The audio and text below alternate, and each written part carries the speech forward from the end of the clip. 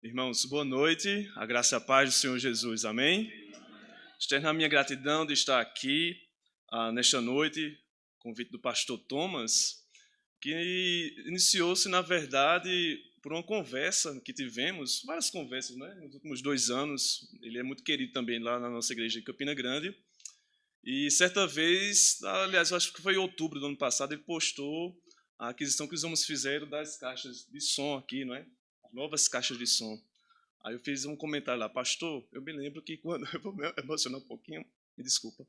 Mas, pastor, quando eu tinha 10, 11 anos, eu fui sonoplasta também dessa igreja. Aí você foi, vem aqui dar uma olhadinha nas caixas de som. Ah, eu disse, eu vou. Nas minhas férias, agora em janeiro, eu sou professor, eu vou, então, dar uma olhadinha nas caixas de som, matar essa saudade, né? E aproveitar também, rever os irmãos, rever esta amada igreja, como o pastor Thomas salientou, a igreja do nosso coração. Pela sua história, a minha família, meu bisavô, meu avô Edgar, que está aqui, completou na última sexta-feira 71 anos de ordenação pastoral. Meu pai também, né? Pastor Júlio Leitão. E louvo a Deus, porque cremos, pensamos sim que Deus agiu soberanamente na história dessa igreja e é o mesmo Deus que age soberanamente também no tempo presente. No tempo presente. Nós temos acompanhado nos últimos, 2 anos, no Instagram, nas redes sociais dos irmãos, o quanto que essa igreja tem crescido e quanto os irmãos têm sido abençoados com bênçãos espirituais. Uma bênção, né, o pastor Thomas, nesta igreja, servo do Senhor, sabedor da palavra do Senhor, muito reverente à palavra do Senhor, e que bênção que ele está aqui com os irmãos. Nós louvamos a Deus por tudo isso.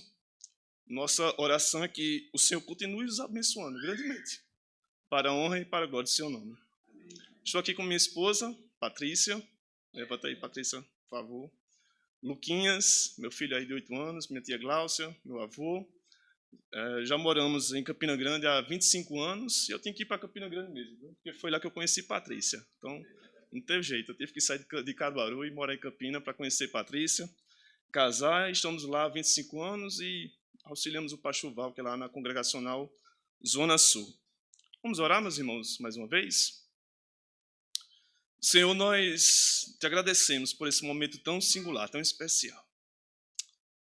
Mas estamos agora diante da tua palavra, que ela é viva, que ela é eficaz para as nossas vidas e cremos que ela aberta é a tua própria voz falando aos nossos corações. Abre, Senhor, as nossas mentes. Abra, Senhor, os nossos corações. Exorta-nos, ensina-nos, consola-nos através da tua palavra, Senhor.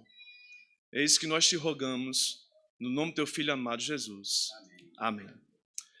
Irmãos, antes de ler o texto, tá certo, da nossa exposição desta noite, eu gostaria de recordar rapidamente algumas notícias que foram passadas na televisão, foram veiculadas nas principais emissoras de televisão. Geralmente, no final do ano, passa programas de retrospectiva. Eu gostaria de fazer uma rápida retrospectiva de alguns acontecimentos que foram noticiados, inclusive alguns casos que aconteceram já nesse ano de 2025. Não sei se os irmãos lembram, mas no mês de outubro do ano passado, a cidade de São Paulo sofreu um temporal, um forte temporal, com ventos de mais de 100 km por hora, deixando pelo menos 7 pessoas mortas por conta daquele temporal. Aquele temporal em São Paulo deixou mais de 1 milhão de pessoas desabrigadas, pacientes que precisavam de máquinas para continuar vivendo, né, tiveram dificuldade. Inclusive, foi relatado um caso de um pai que precisou pegar uma bateria do seu próprio automóvel e levar para os equipamentos hospitalares para que seu filho continuasse a respirar, a ficar vivo, porque não tinha mais o fornecimento da energia elétrica por conta daquele temporal em São Paulo. Casas destruídas, shoppings destruídos, hospitais também destruídos. Uma outra notícia, acontecimento no ano passado, também no mês de outubro, aconteceu nos Estados Unidos, mais precisamente na Flórida, o furacão Milton, que ganhou uma força explosiva na categoria 3. Eu não sou expert em furacão, tá certo? Mas vai de 1 a 5 a intensidade, e atingiu a categoria 3, com ventos de pelo menos 145 km por hora, deixando também muitos mortos. Foi um dos piores vendavais, furacões que ocorreu, na verdade, na Flórida, nos últimos 100 anos. Inundações, destruições, casas destruídas, pessoas desabrigadas. Em junho do ano passado, não sei se também os irmãos viram, o furacão Barry passou pela Jamaica, atingindo categoria máxima, categoria 5, e matou pelo menos 6 pessoas, também deixando milhares de pessoas desabrigadas. Quando esse furacão atingiu o solo na própria Jamaica, atingiu uma velocidade de seus ventos de 260 km por hora.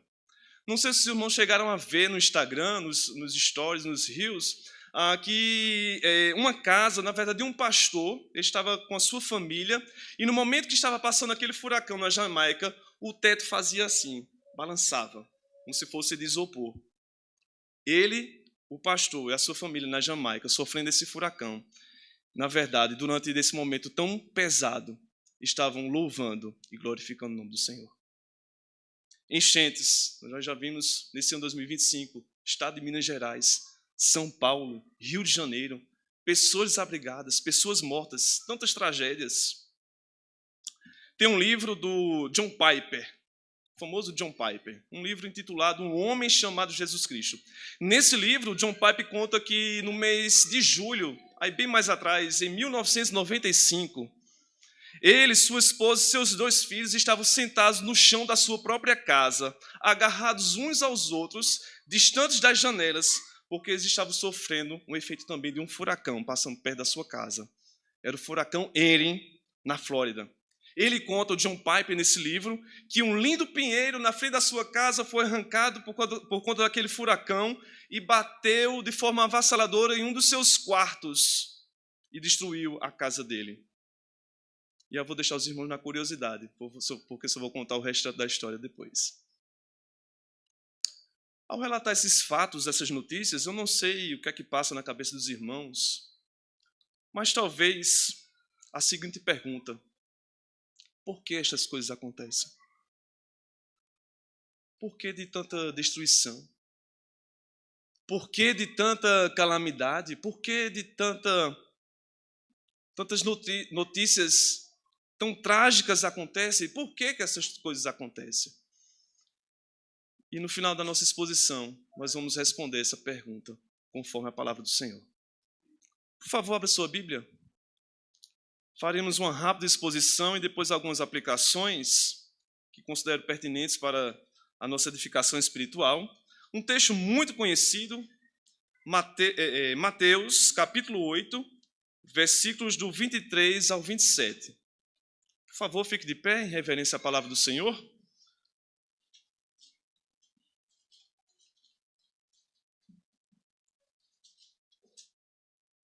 Evangelho segundo Mateus, capítulo 8, versículos do 23 ao 27.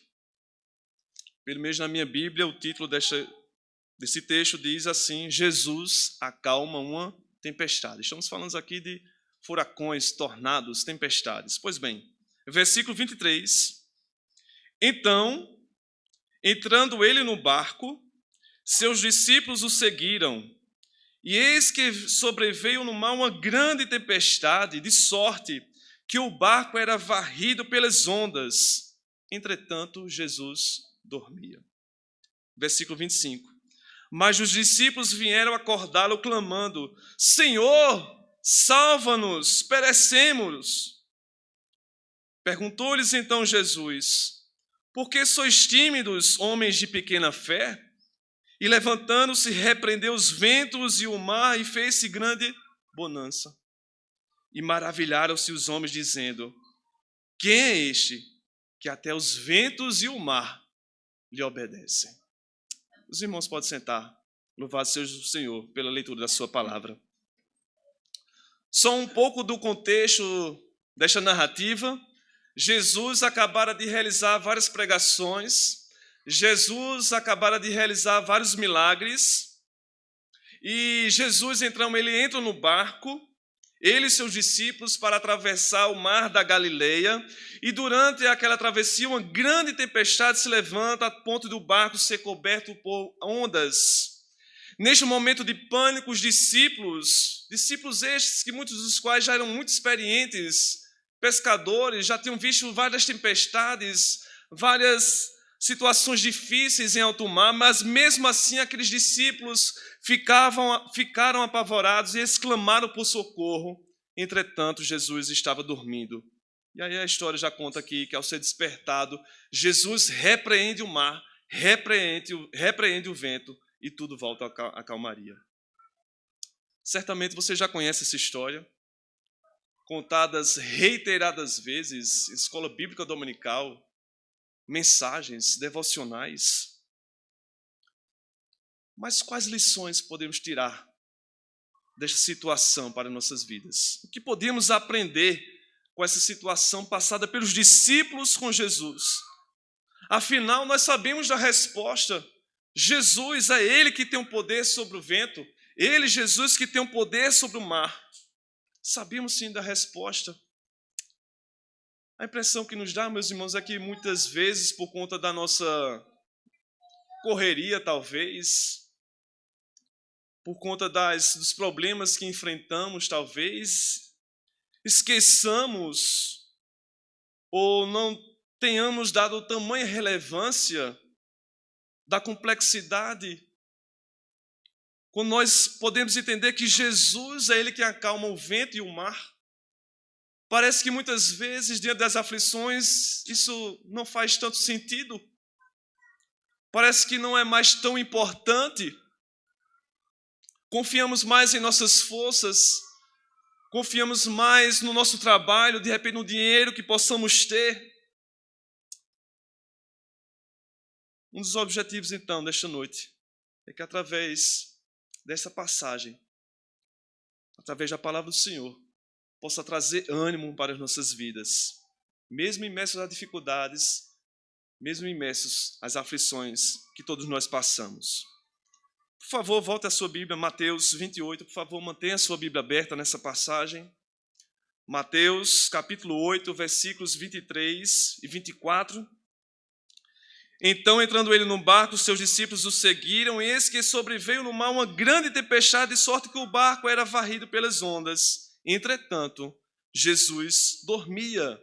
Irmãos, aqui não se tratava apenas de uma simples tempestade, não foi uma tempestade qualquer, foi uma tempestade avassaladora, foi uma tempestade devastadora, muito furiosa, foi uma tempestade extremamente violenta. Jesus estava no barco, mas isso não impediu da tempestade acontecer. Uma lição que podemos trazer para nós nessa noite é que muitas vezes, até como crentes, conhecedores da palavra do Senhor, nós temos a impressão equivocada de que se estivermos perto de Jesus, nossa vida será isenta de dificuldades. Muitas vezes nós temos a impressão equivocada que se formos crentes, nós não passaremos por problemas. No entanto, e aqui é o ponto, é que mesmo quando estamos no centro da vontade de Deus, sim, podemos passar por dificuldades. Sim, podemos passar por tribulações. As tempestades em nossas vidas podem vir em formas de problemas de saúde, dificuldades financeiras, problemas de relacionamentos, perseguições. Mas mesmo imersos aos problemas e desafios, podemos ter a certeza de que sim, o nosso mestre sempre estará conosco. Versículo 25, Mateus 8, 25. Mas os discípulos vieram acordá-lo, clamando: Senhor, salva-nos, perecemos. Essa mesma narrativa é contada também no Evangelho de Marcos, capítulo 4, versículo 38, e esta expressão, Senhor, salva-nos, perecemos, traz uma ênfase maior. Veja só, se você pudesse abrir sua Bíblia, Marcos, capítulo 4, 38. Lá o texto sagrado traz uma ênfase que considero que dá mais um sentido maior da situação que estavam passando aqueles discípulos naquele barco. Marcos 4:38. Lá a tradução e a narrativa está dessa forma: não te importa que morramos? Senhor, salva-nos, perecemos, não te importa que morramos? Não julgo os discípulos por isso, porque muitas vezes também murmuramos contra o Senhor e desconfiamos da sua bondade sobre nossas vidas. Não te importa que morramos? Muitas vezes reflete o medo que sentimos e a falta de confiança em Deus, questionando o próprio Deus. Senhor, estou passando por isso, por aquilo, o Senhor não se importa? Estou perecendo, não te importa que eu morra? Apesar daqueles discípulos terem visto tantos milagres, os discípulos ainda estavam duvidando do poder do Mestre. Eles clamaram: Senhor, nós vamos morrer, salva-nos, perecemos. Mateus 8:26, continuando o texto sagrado. Perguntou-lhes então Jesus: por que sois tímidos, homens de pequena fé? E levantando-se, repreendeu os ventos e o mar, e fez-se grande bonança.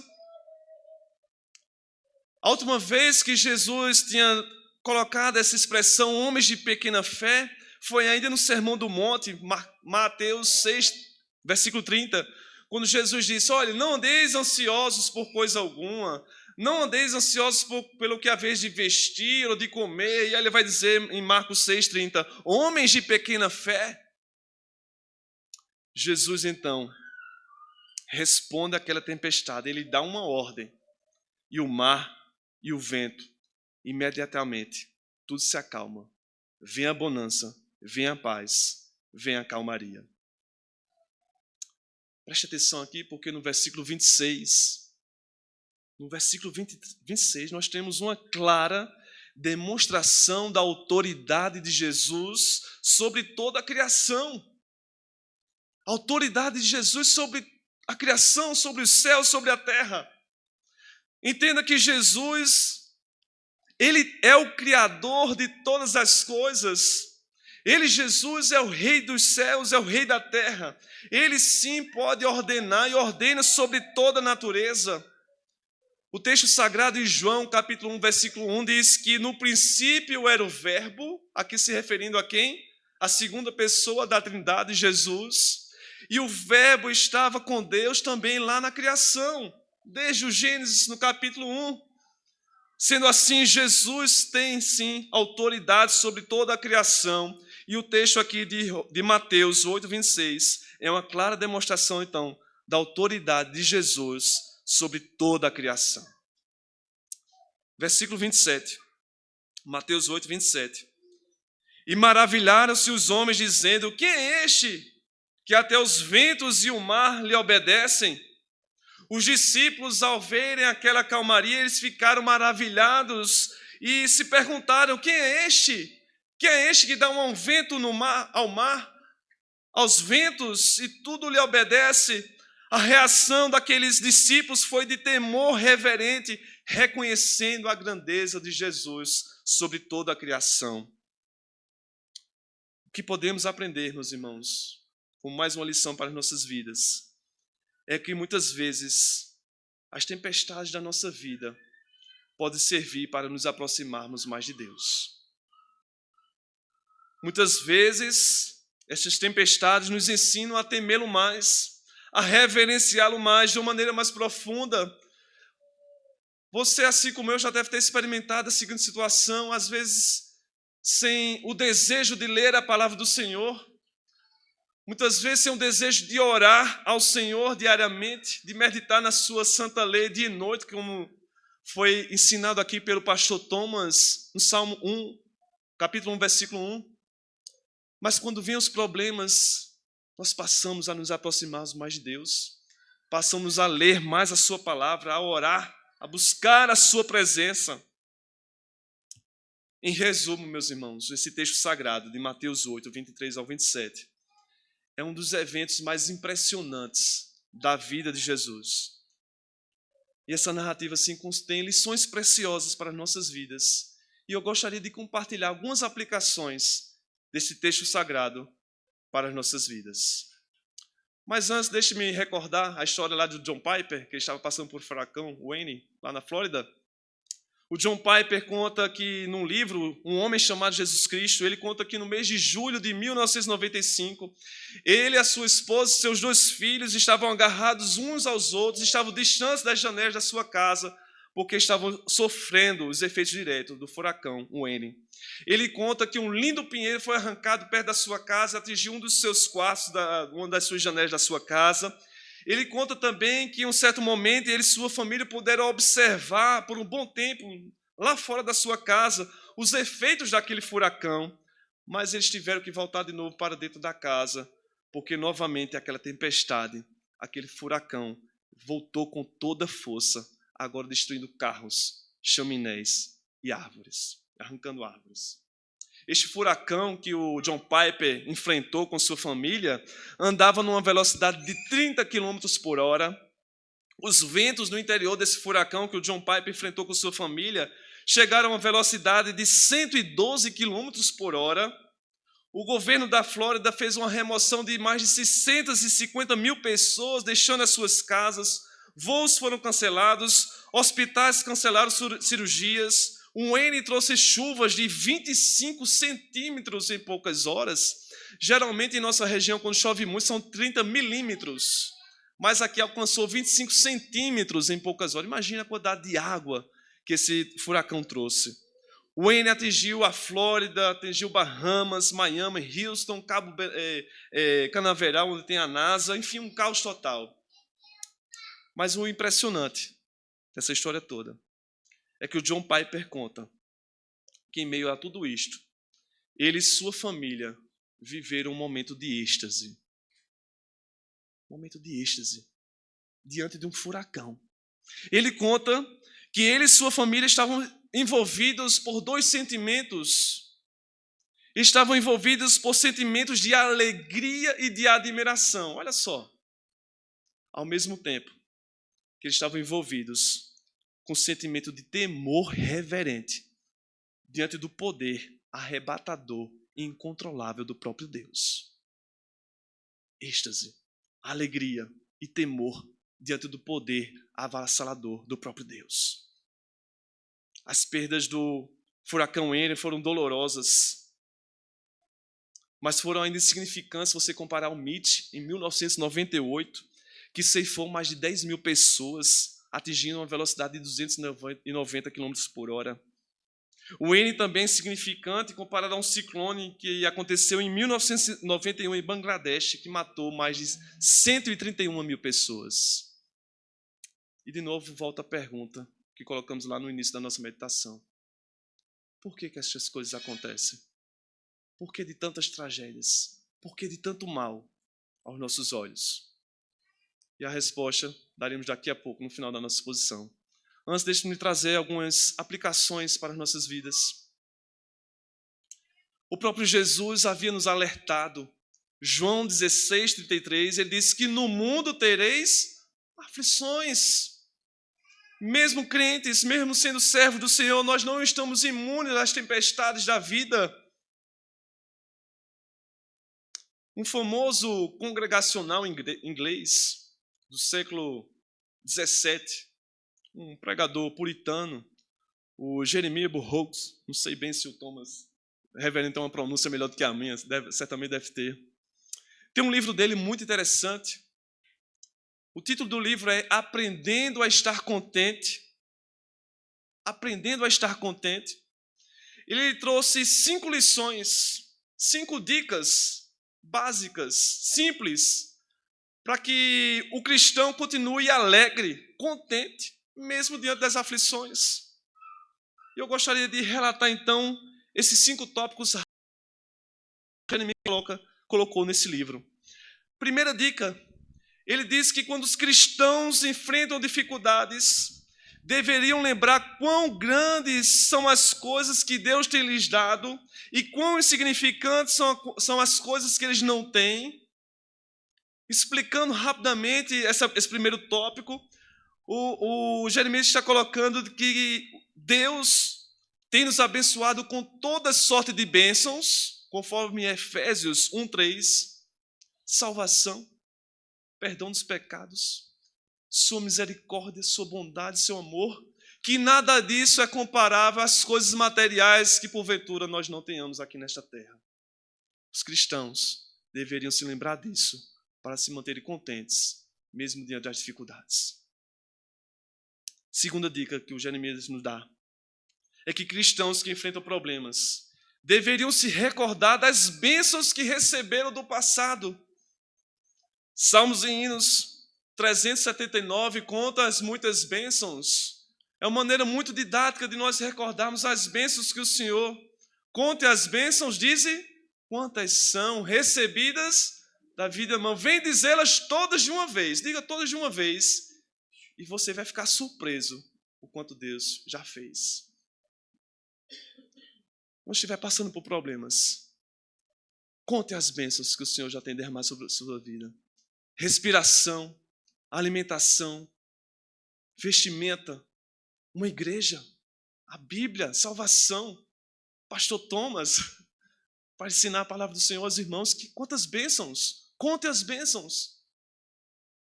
É uma maneira também de nos mantermos alegres. Terceira dica que o Jeremias Borroso nos dá é que cristãos com provações deveriam se lembrar de que a vida neste mundo é breve, ao passo que a eternidade é para sempre. Devemos nos lembrar que nós não somos desse mundo, nós somos peregrinos rumo à cidade celestial.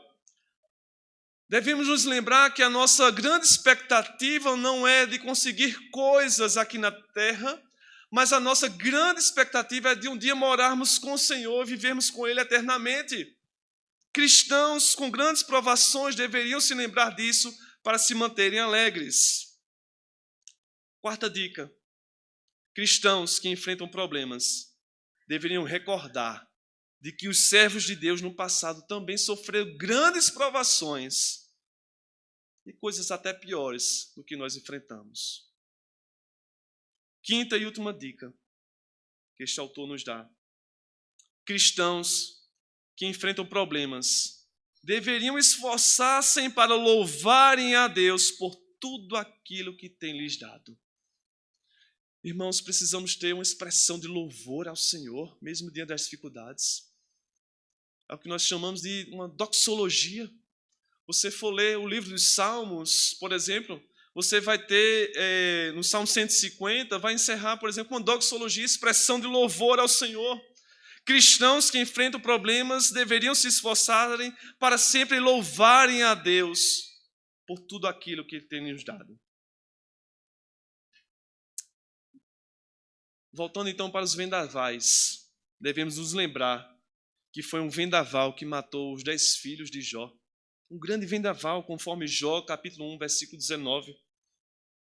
Jó teve o seu corpo necrosado, ele raspava a sua pele, suas feridas, com cacos de telha, mediante tamanho sofrimento. E a sua esposa disse: olha, abandona o teu Deus. Mas a reação de Jó diante dos problemas foi uma doxologia. Por favor, abre sua Bíblia. Jó, capítulo 1, versículos 20 e 21. Jó, capítulo 1, versículos 20 e 21. Olha a reação de Jó depois de tudo que ele enfrentou, as dificuldades temporais. Jó, capítulo 1, versículos 20 e 21. Então Jó se levantou, rasgou seu manto, rapou a cabeça e levantou-se terra e adorou. Olha só, doxologia, expressão de louvor ao Senhor mesmo diante das dificuldades.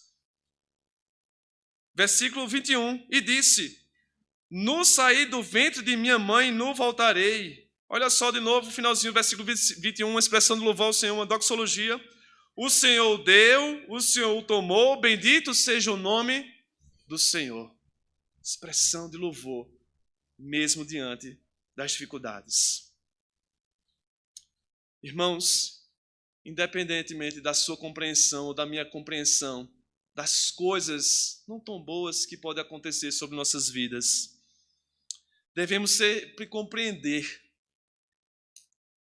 que passamos aqui como peregrinos, com lentes, conforme diz as Escrituras Sagradas. O texto do apóstolo Paulo aos Romanos, versículo 8, 28, diz que todas as coisas cooperam para o bem daqueles que amam a Deus, daqueles que são chamados segundo o seu propósito. Um autor chamado Thomas Watson, ele diz que todas as coisas são todas as coisas. Todas as coisas cooperam. As coisas boas cooperam para o bem daqueles que amam a Deus e as coisas não tão boas também cooperam para o bem daqueles que amam a Deus. Devemos sempre nos lembrar, meus irmãos, de que é Deus que controla todos os nossos fenômenos e é esse mesmo Deus que cuida das nossas vidas. Ele, Deus, com seu braço poderoso, ele domina sobre as tempestades. Ele, Deus, com seu braço poderoso, domina sobre os ventos, domina sobre as nuvens. O Salmo 29 é um salmo que fala da majestade de Deus. O Salmo 29, o título desse salmo é A Voz de Deus na Tempestade. Sim, podemos ver a majestade de Deus e a sua voz na tempestade. O poder de Deus manifesta no fragor da tempestade. E assim o salmista Davi nos exorta também a louvá-lo a Deus pela sua glória e pelo seu poder. Salmo 135, versículos 5 e 7, mostra também que Deus deve ser louvado, Deus deve ser adorado pelo seu poder. Salmo 148, versículos 7 e 8, mostra que toda a criação, toda a natureza deve louvar ao Senhor pelo seu poder. Portanto, meus irmãos, não é de se admirar que quando Cristo veio a este mundo, toda a natureza se curvou diante da sua autoridade, conforme nós lemos aqui em Mateus, capítulo 8. Ele, Cristo, deu uma ordem e o vento obedeceu. Ele, Cristo, deu uma ordem ao mar e o mar lhe obedeceu. Os discípulos ficaram admirados e perguntaram: quem é este? Quem é este que até o vento e o mar lhe obedecem? Entenda, meu irmão, minha irmã, que fatalidades, febres, doenças, peixes, alimentos, figueira, a morte, para onde você olhar, você vai encontrar substâncias materiais em que Cristo é dono e controlador absoluto sobre todas essas coisas. Cristo, com uma só palavra, fez um morto reviver. João 11, 43, Jesus diz assim: Lázaro, sai para fora. Poder de Cristo sobre a morte. Jesus disse: jovem, eu lhe digo, levanta-te. Lucas 7,14, poder de Cristo sobre a enfermidade. Jesus repreendeu a febre, a sogra de Pedro foi curada. Lucas 4,39, enfermidade novamente. Jesus pegou 5 pães e alimentou 5.000 homens. Jesus fez uma figueira secar depois de tê-la amaldiçoado, conforme Marcos 11, 21. Ou seja, meus irmãos, a composição de todas as coisas não foram apenas criadas por Cristo, mas estas coisas criadas pelo Cristo são também sustentadas por Ele, pelo nosso Mestre, momento após momento, minuto após minuto, ano após ano, de acordo com a sua vontade, que é boa, perfeita e agradável, mas a sua vontade gira em torno da sua própria glória, conforme Romanos 11, 36. Irmãos, louvado seja o nome do Senhor, porque este é o mesmo Deus que sustenta a sua e a minha vida. Se você está aqui, meu irmão, é bondade do Senhor, misericórdia do Senhor. Quantas vezes você já respirou o dia de hoje? Quantas vezes você já se alimentou o dia de hoje? É bênção de Deus. É Deus que nos sustenta. Jesus, ele define a realidade do começo ao fim. Deus é que dá forma a todas as coisas, segundo após segundo. Ele, Jesus, é o Rei dos Reis, Ele, Jesus, é o Senhor dos Senhores, é Ele quem governa sobre todas as coisas, é Ele quem manda no vento e diz: aquieta-se, é Ele que manda no mar e diz: acalma-se. E tudo isso acontece, meus irmãos, com o poder da sua voz, com o poder da sua palavra. Mas vamos voltar então à pergunta inicial. Por que estas coisas acontecem? Temporais, catástrofes, milhares de pessoas mortas e desabrigadas, tantas tragédias. Por que tudo isso acontece?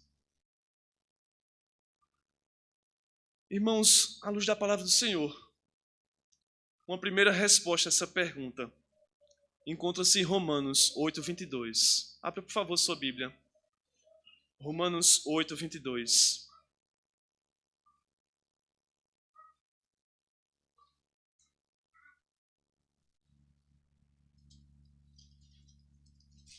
Romanos capítulo 8, versículo 22.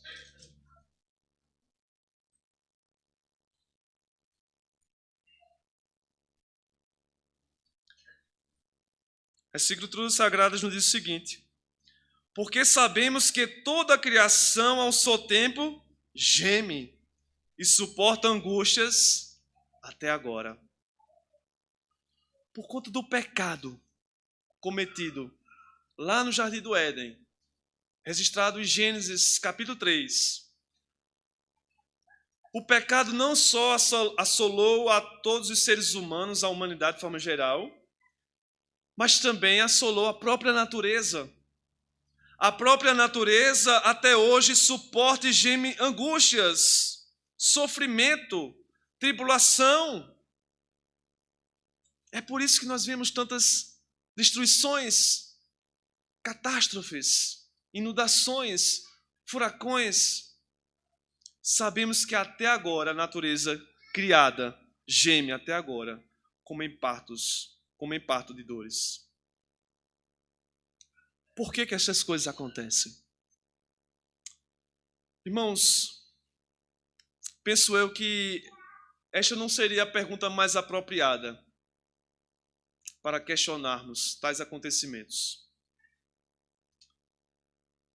Sugiro que a pergunta mais adequada seria: quem somos nós para decidirmos tais coisas? Quem somos nós para decidirmos tais coisas? Quem somos nós para decidirmos tais situações? Abra, por favor, o texto sagrado. Tiago, capítulo 4, versículos 14 e 15. Vai ser a penúltima passagem que nós vamos ler na nossa meditação desta noite. Tiago, capítulo 4, versículos 14 e 15. Diz assim o texto sagrado: vós não sabeis o que sucederá amanhã. Que é a vossa vida? Sois apenas como neblina que aparece por um instante e logo se dissipa, desaparece. Versículo 15. Em vez disso, devis dizer, olha só o que nós deveríamos dizer: se o Senhor quiser, não só viveremos, como também faremos isto ou aquilo. Se o Senhor quiser. Se o Senhor quiser, eu estarei vivo amanhã ou não. Se o Senhor quiser, no ano de 2025, realizarei tais projetos que pensei, se o Senhor quiser. Se o Senhor quiser. Última passagem. Por favor, abra sua Bíblia. Jó, capítulo 38. Você puder acompanhar na sua Bíblia, de fato, creio que seria bem interessante.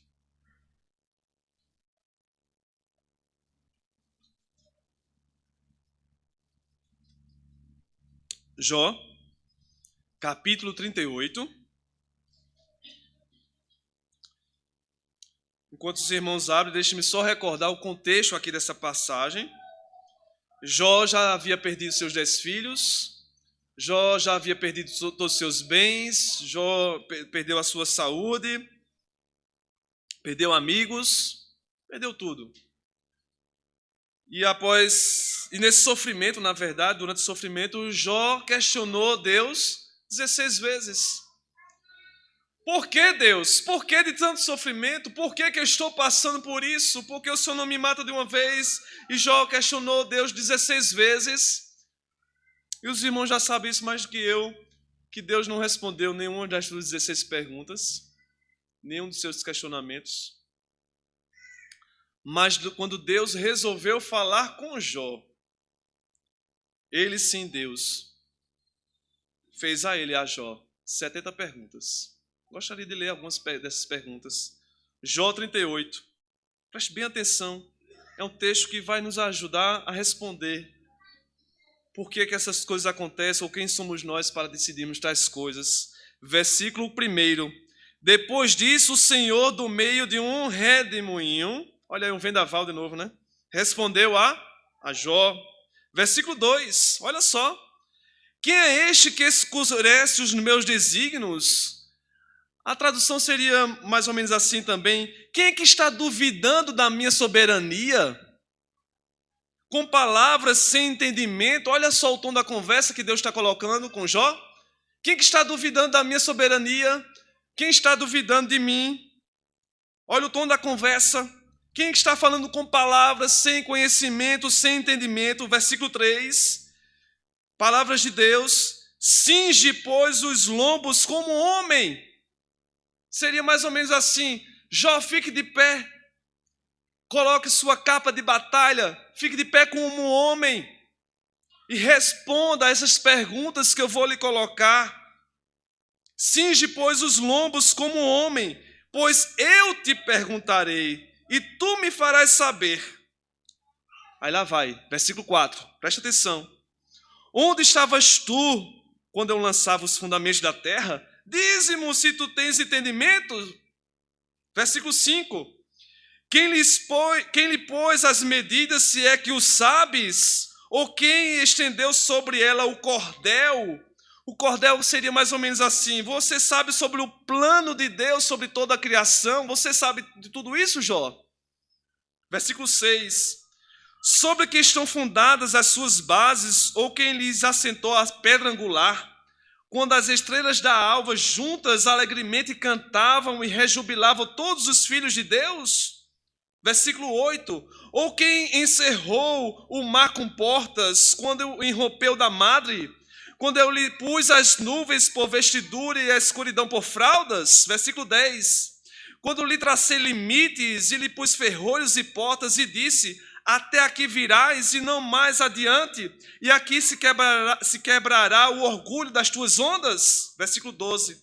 Acaso, desde que começaram os teus dias, deste ordem à madrugada, ou fizeste a alva, ou seja, ou fizeste o amanhecer, saber o seu lugar, para que se apagasse as orlas da terra, e desta fossem os perversos sacudidos? Versículo 14.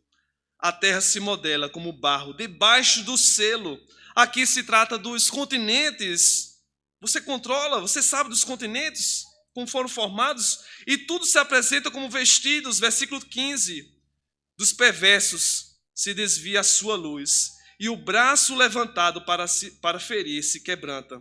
Versículo 16. Acaso entraste nos mananciais do mar, ou percorreste o mais profundo do abismo? Porventura te foram reveladas as portas da morte, ou fizeste essas portas da região montanhosa? Versículo 18. Tens ideia nítida da largura da terra? Dize-me se o sabes. Onde está o caminho para a morada da luz? E quanto às trevas, onde é o seu lugar, para que as conduzas aos seus limites e discernas as veredas para a sua casa? Versículo 21. Tu sabes porque nesse tempo eras nascido. Óbvio que não, Jó não era nascido no tempo que Deus criou todas as coisas. Tu sabes porque neste tempo era nascido, porque é grande o número dos teus dias. Aqui reforça a limitação humana de compreender os desígnios de Deus. Versículo 22. Acaso entraste nos depósitos da neve e viste os tesouros da saraiva? Aqui significa que ainda há segredos na criação que não foram ainda plenamente revelados para os seres humanos. Você sabe disso, Jó? Seria mais ou menos isso. Versículo 23. Que eu retenho até o tempo da angústia, até o dia da peleja e da guerra? Onde está o caminho para onde se difunde a luz e se espalha o vento oriental sobre a terra? Versículo 25. Quem abriu regos, ou seja, canais e leitos de água para o aguaceiro, ou caminho para os relâmpagos dos trovões, para que se faça chover sobre a terra, onde não há ninguém, e no erno, ou seja, na época da chuva, em que não há gente para desentar, ou seja, para proporcionar água à terra deserta e assolada, e fazer descer os renovos da erva? Versículo 28. Acaso a chuva tem pai? Ou quem gera as gotas do orvalho? Versículo 29. De que ventre procede o gelo? E quem dá a luz à geada do céu? As águas ficam duras como a pedra, e a superfície das profundezas se torna compacta. Versículo 31. Ou poderás tu ordenar as cadeias do sete belo, ou soltar os laços do Órion, ou fazer aparecer os signos do zodíaco, ou guiar a ursa dos seus filhos? Aqui está dizendo mais ou menos assim: você, Jó, pode manipular as estrelas? Você pode manipular as constelações, Jó? Versículo 33. Sabes que tu as ordenas dos céus, pois podes estabelecer a sua influência sobre a terra? 34. Podes levantar a tua voz até as nuvens para a abundância das águas te cubra? Ou ordenarás aos relâmpagos que saem e te digam: eis-nos aqui? Quem pôs sabedoria nas camadas de nuvens? Ou quem deu entendimento ao meteoro? Quem pode numerar com sabedoria as nuvens, ou os odres dos céus, que são as grandes recipientes de nuvens com muita água, que os pode despejar, para que o pó se transtorne em massa sólida e os torrões se apeguem uns aos outros? Responde, ó. Responda essas perguntas.